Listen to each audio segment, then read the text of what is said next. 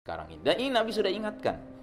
15 abad yang lalu Nabi sudah ingatkan bahwa di antara ciri-ciri menjelang Dajjal keluar adalah akan munculnya fustatain, dua kemah.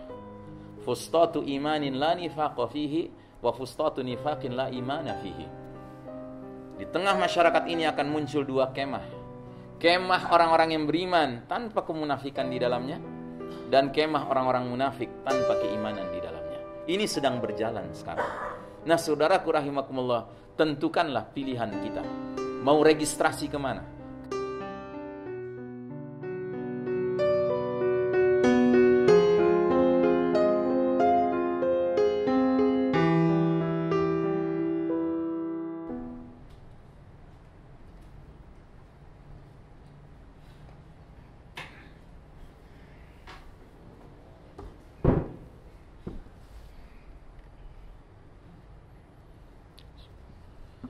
Assalamualaikum warahmatullahi wabarakatuh.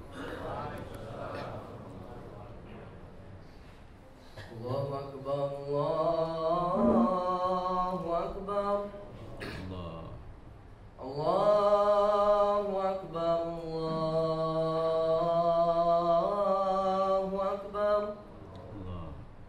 Asyhadu an la ilaha illallah.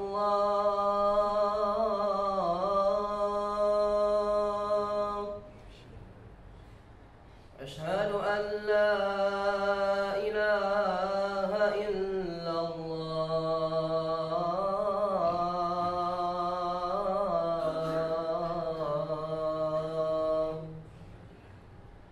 Asyhadu anna Muhammadar Rasulullah.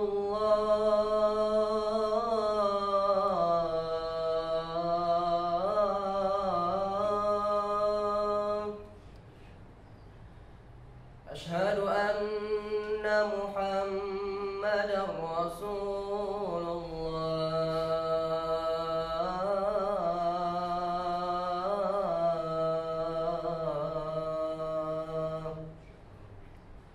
Hayya 'alal salah.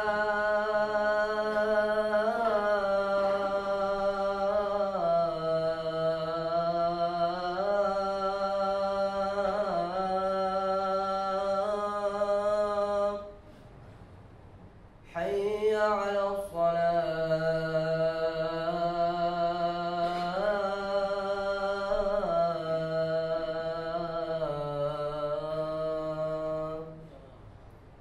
Hayya 'alal falah.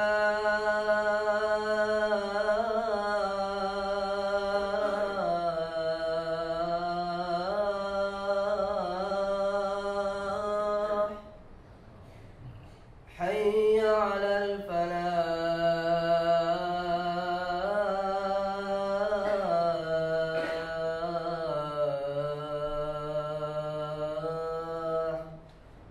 Allahu Akbar, Allahu Akbar. La ilaha illallah.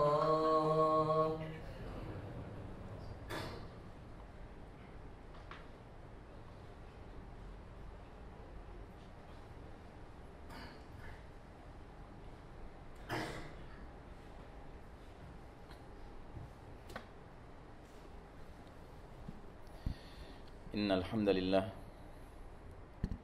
nahmaduhu wa nasta'inuhu wa nastaghfiruh wa na'udzu billahi min syururi anfusina wa min sayyiati a'malina. May yahdihillahu fala mudilla lahu wa may yudlilhu falan tajida lahu waliyyan mursyida.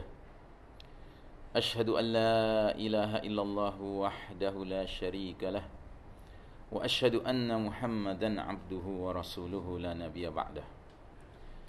Allahumma salli ala Muhammadin wa ala alihi wa ashabihi wa ansarihi wa junudihi wa man tabi'ahum bi ihsanin ila yaumiddin. Fa ya ibadallah, usikum wa iyaya bittaqwallah faqad fazal muttaqun. Wa qala Allah ta'ala fi kitabihil karim ba'da a'udzu billahi as-sami'il 'alim minasy syaithanir rajim. يا أيها الذين آمنوا اتقوا الله حق تقاته ولا تموتن إلا وأنتم مسلمون. Amma ba'd. Sidang Jumat rahimakumullah, alhamdulillah. Segala puja dan puji, keagungan, kemuliaan, kecintaan, ketaatan dan kepatuhan kita serahkan kepada Allah Ta'ala. Kita bersyukur atas limpahan nikmat iman dan Islam, yang hanya dengan itulah hidup kita menjadi lurus, menjadi terang, menjadi benar, dan menjadi selamat di dunia dan di akhirat. Kita bersyukur atas nikmat sehat walafiat, yang dengan itulah segenap urusan dan kewajiban dapat kita tunaikan.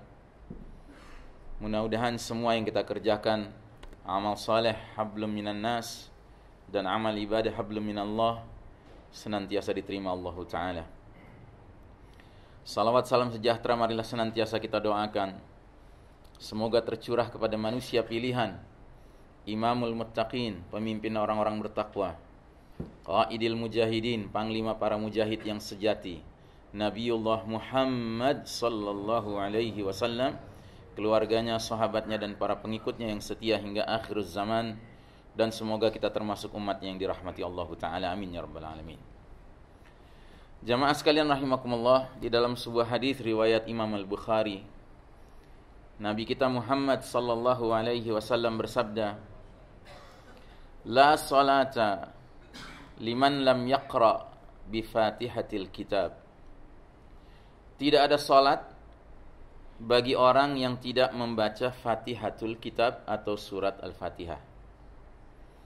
Sedemikian pentingnya surat ini, sehingga di hadis yang lain Nabi mengulang-ulang kalimat tidak sempurna, tidak sempurna, tidak sempurna bagi orang yang salatnya tidak membaca surat Al-Fatihah. Sebagaimana kita ketahui, dalam surat Al-Fatihah yang terdiri dari 7 ayat, hanya ada 1 ayat yang isinya adalah permohonan hamba kepada Rabb-Nya, yaitu ayat yang berbunyi ihdinas siratal mustaqim, tunjukilah kami jalan yang lurus. Dan sesudah ayat ini langsung Allah sebutkan jalan yang mana itu. Bukan saja disebutkan jalan yang mana, tetapi disebutkan jangan memilih jalan yang keliru dari itu. Allah tegaskan, siratal ladzina an'amta alaihim, inilah jalan yang harus kita tempuh, ghairil maghdubi alaihim waladdallin.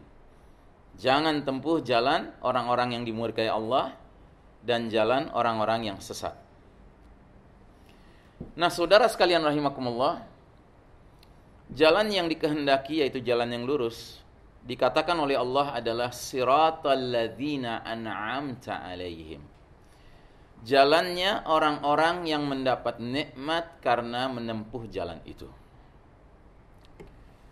Bila kita biarkan manusia mengartikan ayat ini atau jalan ini secara liberal, secara bebas, secara liar, tanpa aturan, mungkin kebanyakan manusia zaman sekarang akan mengartikan jalan yang lurus itu, jalan yang mendapat nikmat karena menempuhnya, adalah jalan orang-orang kaya, adalah jalan orang-orang yang mempunyai jabatan, adalah jalan orang-orang yang masyhur di masyarakat. Pendek kata, kebanyakan orang hari ini kalau dibiarkan mengartikan jalan yang lurus itu dengan artian yang liberal, mereka akan mengartikannya secara duniawi. Kenapa? Karena hari ini kita sedang hidup di era di mana segala standar itu sudah terbalik-balik. Hari ini kita diwarnai dengan begitu dahsyatnya faham materialisme dan faham sekularisme. Materialisme itu artinya mengukur segala sesuatu dengan benda, dengan materi. Sedangkan sekularisme artinya mengukur segala sesuatu dengan takaran sekuler. Sekuler itu artinya dunia. Apakah demikian? Tidak. Ibnu Katsir mengajak kita mengartikan jalan yang lurus ini sebagaimana yang Allah kehendaki. Dan Allah jelaskan di dalam Al-Quran, di surah yang lain, yaitu surah An-Nisa ayat 68-69. Allah Ta'ala berfirman, "Wala hadainahum siratam mustaqimah. Wa man yuti'illaha war rasul, fa ulaika ma'al ladzina an'ama Allahu 'alaihim minan nabiyyin was-siddiqin wasyuhada'i was-salihin wa hasuna ulaika rafiqa." Artinya, niscaya kami tunjuki mereka ke jalan yang lurus. Dan barang siapa mentaati Allah dan Rasul, maka mereka akan bersama orang-orang yang mendapat nikmat karena menempuh jalan yang lurus itu. Dari kalangan para nabi, para siddiqin. Siddiqin itu artinya orang-orang yang senantiasa sidq, senantiasa benar. Benar ucapannya, benar perilakunya, benar kondisi hatinya, benar keberpihakannya.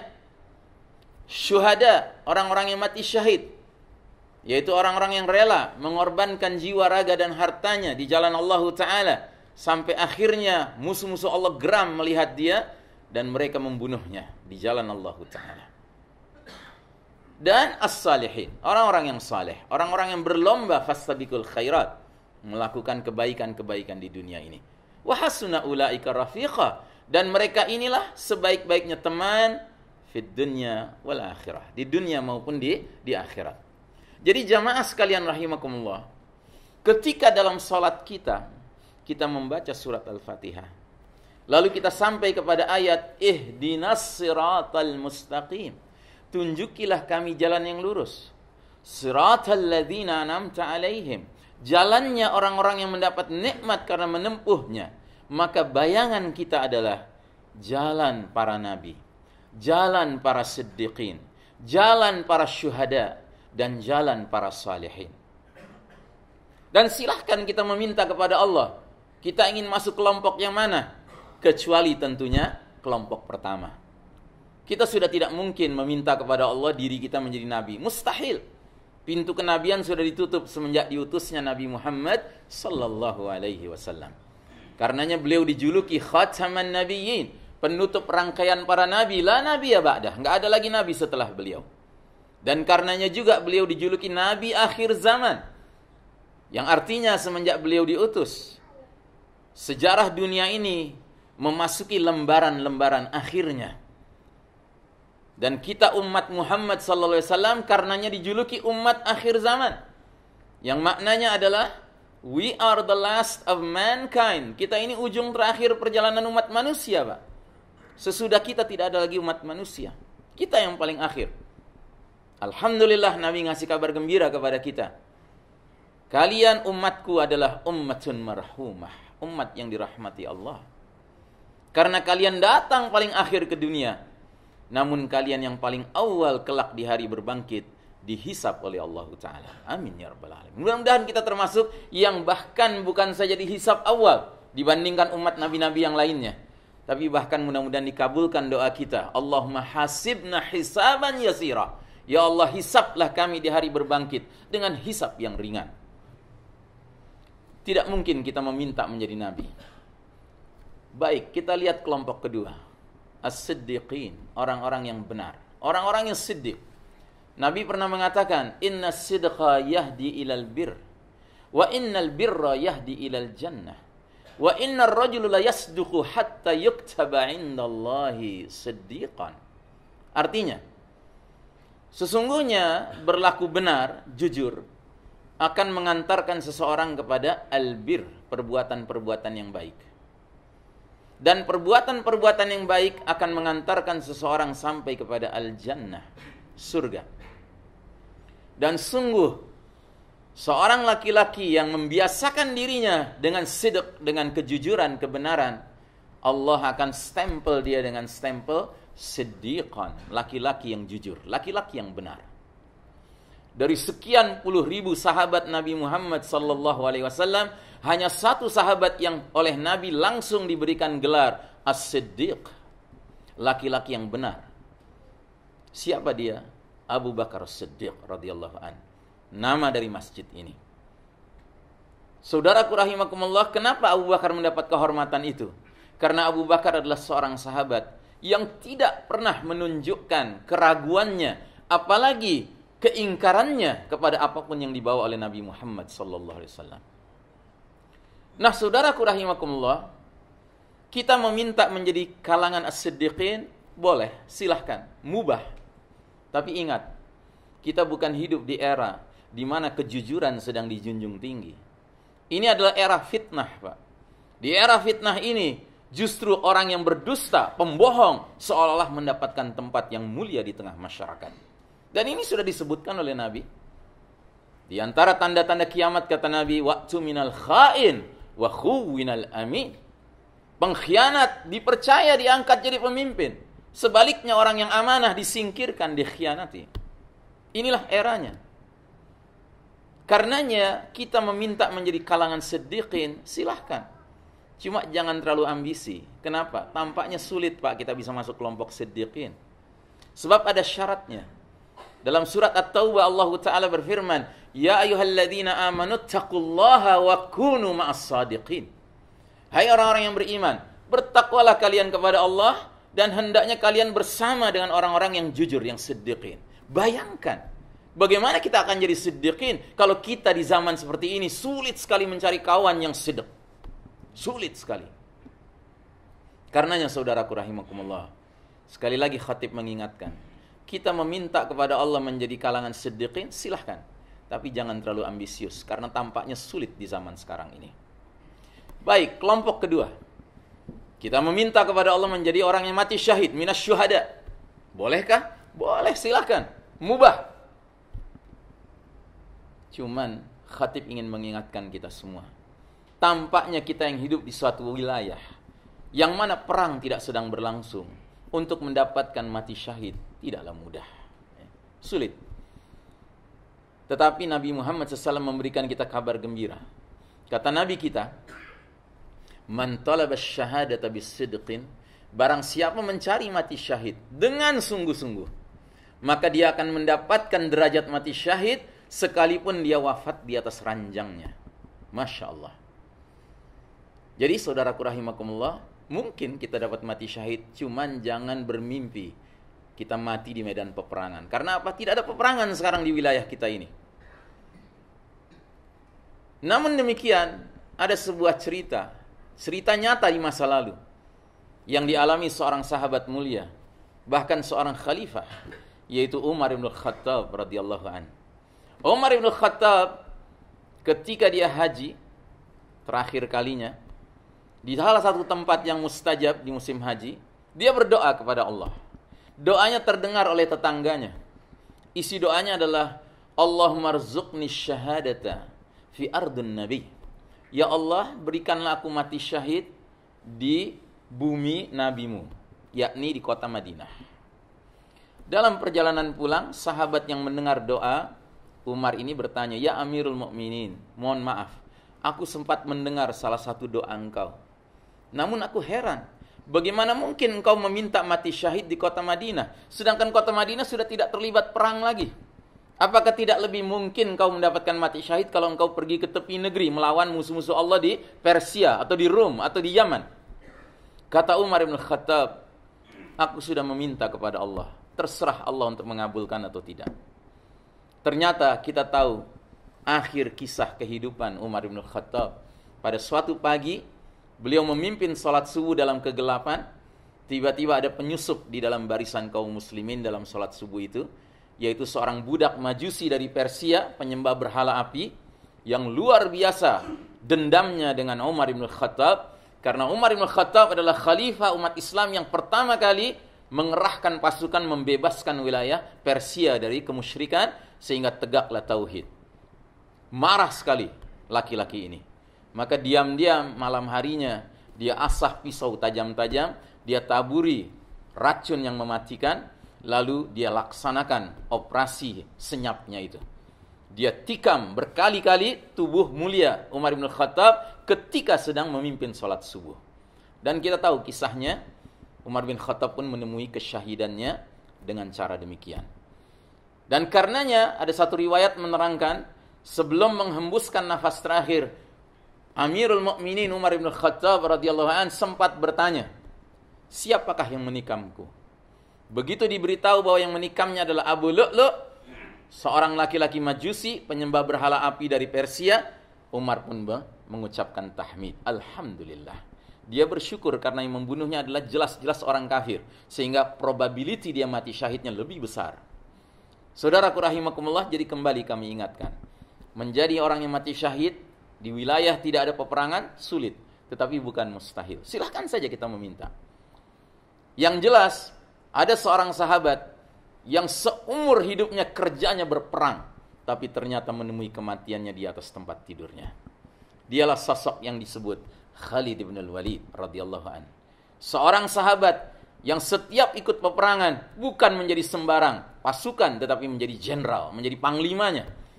Dan beliau terkenal bukan saja ahli berperang tetapi ahli mengatur strategi peperangan. Sehingga hampir setiap kali jika Khalid bin Al-Walid yang memimpin peperangan, tidak ada cerita kamus kekalahan bagi kaum muslimin. Tetapi dia menemui ajalnya di atas tempat tidur. Dan karenanya ketika dia dimandikan, maka orang-orang yang memandikannya mendapati sekujur tubuhnya tidak kurang dari 80 bekas luka pedang, luka tombak, luka panah. Tetapi dia harus menemui kematiannya di atas tempat tidurnya. Karenanya kutukan Khalid bin Al-Walid sampai hari ini masih berlaku.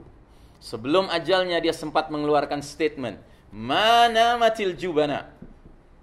May the eyes of the cowards never sleep," katanya. Semoga mata dari para pengecut tidak bisa tidur dengan nyenyak, katanya. Artinya dia ingin mengatakan, hai para pengecut, orang-orang yang tidak mau berangkat ke medan jihad, peperangan di jalan Allah Ta'ala, ketahuilah, kalian boleh bersembunyi di rumah kalian. Bahkan kalian boleh mendengkur, tidur tenang, tidak perlu berperang. Tapi ingat, kematian bisa datang kapan saja. Saudaraku rahimakumullah, sekali lagi khatib mengingatkan, silahkan kita meminta mati syahid. Siapa tahu kita dapat mati syahid, walaupun derajatnya saja tidak dalam bentuk kita di medan peperangan. Yang ketiga, ini barangkali yang paling besar peluangnya kita dapatkan, yaitu memohon kepada Allah, kita dijadikan kalangan as-salihin, orang-orang yang saleh. Orang-orang yang saleh adalah orang-orang yang terus-menerus menguatkan hubungan hablum minallahnya dengan berbagai ibadah-ibadah, dan menguatkan hubungannya dengan sesama manusia dengan mengerjakan berbagai amal saleh. Dengan orang tua mereka sangat berbakti, dengan anak-anak mereka sangat menyayangi, dengan tetangga mereka berhubungan baik, dengan kerabat mereka menjalin silaturahim, dan seterusnya dan seterusnya. Nah, inilah orang-orang yang saleh, orang-orang yang fastabiqul khairat, berlomba dalam mengerjakan kebaikan. Ketahuilah, menjadi orang yang saleh memang sulit di zaman ini. Kenapa? Karena kita membutuhkan suhbatus salihin. Kita membutuhkan pergaulan dengan orang-orang yang saleh. Tetapi hari demi hari tampaknya masyarakat kita semakin terbelah. Ya. Mudah-mudahan ini isyarat dari Allah Ta'ala bahwa orang-orang yang saleh makin hari makin tidak betah bergaul dengan orang-orang yang tidak saleh. Karenanya Allah menjadikan proses seleksi sedang berlangsung sekarang ini. Dan ini Nabi sudah ingatkan.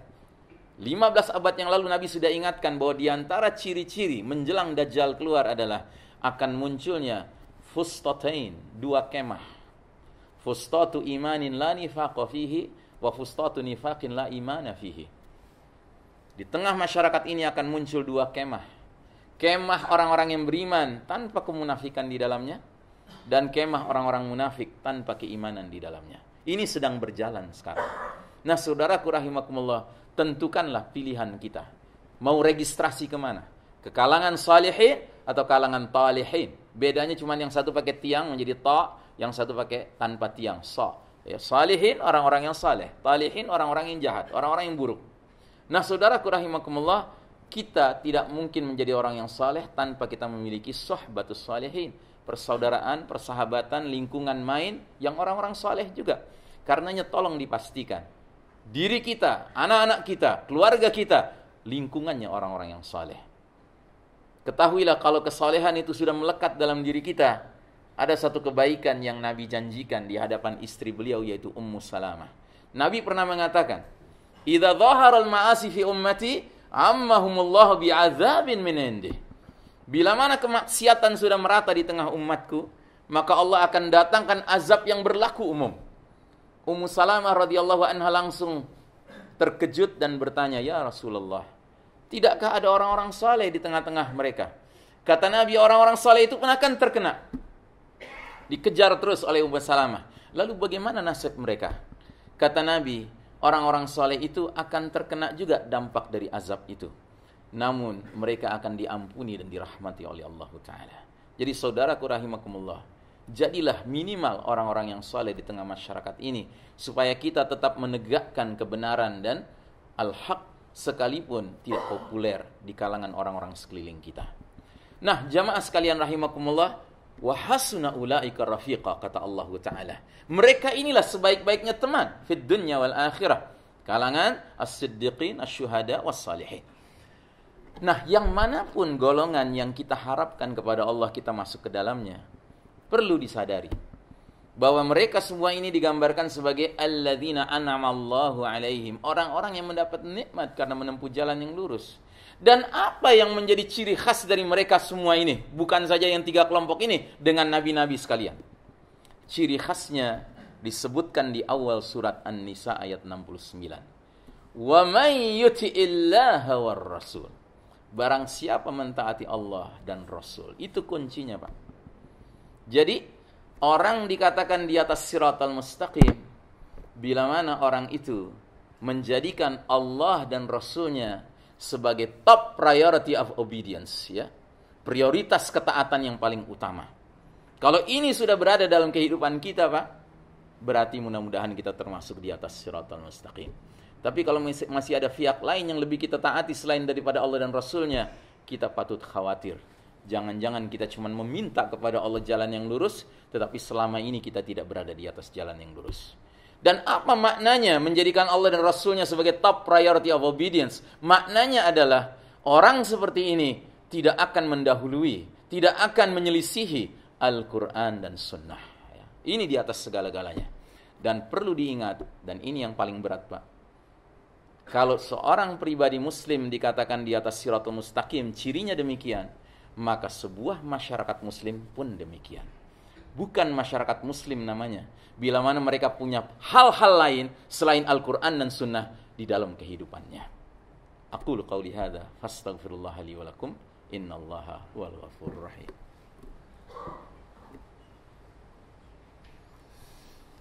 Alhamdulillah. Wassalatu wassalamu ala rasulillahi wa ala alihi wa sahbihi wa mawalah. Faya ibadallah, usikum wa iyaya bittaqwallah, faqad fazal muttaqun. Wa qala Allah Ta'ala fi kitabihil karim ba'da a'udzu billahi minasyaitonir rajim. Ya ayyuhalladzina amanu taqullaha wa qulu qawlan sadida. Yuslih lakum a'malakum wa yaghfir lakum dhunubakum. Wa may yuti'illaha wa rasulahu faqad faza fawzan 'azima. Amma ba'd. Sidang Jumat rahimakumullah. Di dalam surat Al-Ahzab, Allah Ta'ala berfirman, hai orang-orang yang beriman, bertakwalah kalian kepada Allah, wa qulu qawlan sadida, dan ucapkanlah kalimat atau kata-kata yang sadida. Sadida itu artinya tepat, kata-kata yang akurat. Yuslih lakum a'malakum wa yaghfir lakum dzunubakum. Niscaya Allah akan perbaiki amal-amal kalian dan Allah akan ampuni dosa-dosa kalian. Wa may yuti'illaha wa rasulahu faqad faza fawzan 'azima. Dan barang siapa mentaati Allah dan Rasul, sungguh dia telah meraih kejayaan yang sebenarnya. Jadi saudaraku rahimakumullah, kalau kita melakukan analisa terhadap kondisi masyarakat kita hari ini, apa sih yang menghalangi kita untuk mendapatkan kenikmatan di atas jalan yang lurus ini? Yang menghalangi kita karena sadar tidak sadar, kita mencampakkan Al-Quran dan Sunnah sebagai top priority of obedience kita. Keutamaan ketaatan kita di atas segala-galanya. Dan semenjak kapan ini terjadi? Ya semenjak umat Islam tidak memiliki rumah lagi.